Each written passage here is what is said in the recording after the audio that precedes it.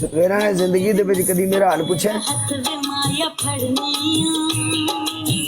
ਤੂੰ ਮੈਨੂੰ ਯਾਦ ਕੀਤਾ ਜਦੋਂ ਮੈਂ ਤੇਰਾ ਹਾਲ ਪੁੱਛਾਂ?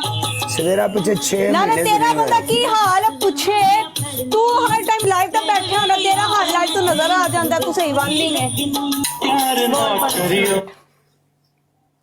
कतरी love you, Ahmad love you, Irfan love you, बोलो मेरी जान पनिशमेंट 5000 वाले स्कोर पे बोलो तेरी पनिशमेंट। पहली पनिशमेंट अपने फेस ते पाउडर पा।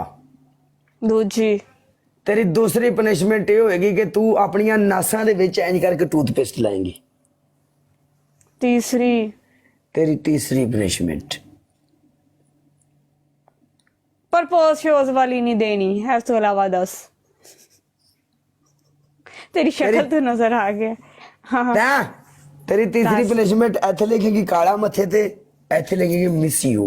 चल गल सुन, पाउडर अद्धे मुंह ते ना इंज करके पाउडर इंज छिड़का गल देंगी। सुन, टूथपेस्ट इथे ला लेनी है, इथे लाई ना ते ओ फिर कड्ढना मुश्किल हो जानी है।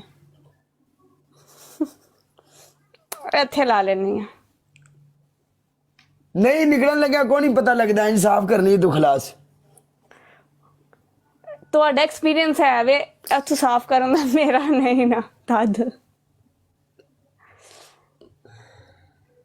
ਅੱਧੇ ਮੂੰਹ ਤੇ ਮੈਂ ਪਾਊਡਰ ਲਾ ਲੈਣੀ ਆ। नहीं मैडम जी इंज करके सटेंगी तो। ਓਏ ਨਹੀਂ ਗੱਲ ਸੁਣ ਨਾ,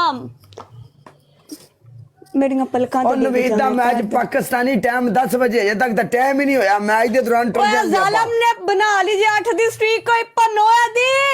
वाह नहीं तेरे पन्नों वेंदी। ਸਾਰੇ ਮਿਲ ਕੇ ਡਬਲ ਟੈਪ ਕਰੋ। ਸਿਸਟਰ ਹਾਂਜੀ, ਮੈਂ ਕਿ ਮੈਂ ਜ਼ਿਆਦਾ ਨਾ ਬੋਲਿਆ ਨਾ, ਕਾਲਾ ਜਰਾ ਨਾ ਆ ਕੇ ਮੈਨੂੰ ਆਪੂ ਹੀ ਜਿਤਵਾ ਲਾ ਪਏ। हाँ of course। ਓਏ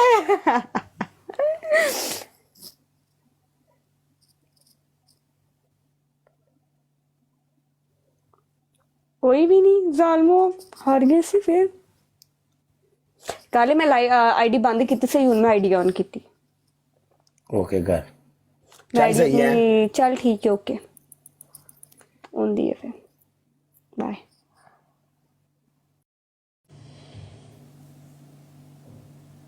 नवीद किथे?